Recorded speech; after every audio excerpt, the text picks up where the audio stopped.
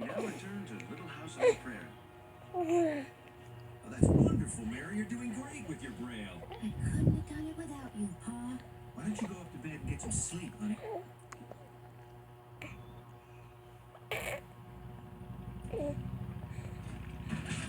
Honey, you remember where the stool was? Oh, Mary, you're in the kitchen, sweetheart. You're all disoriented. Let me help you. The ladder's right here. Thanks, Pa.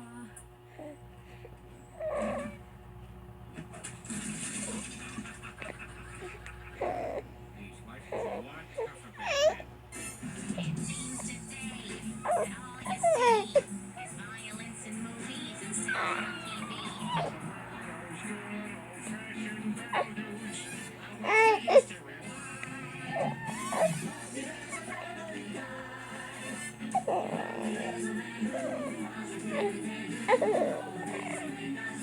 Laugh and cry.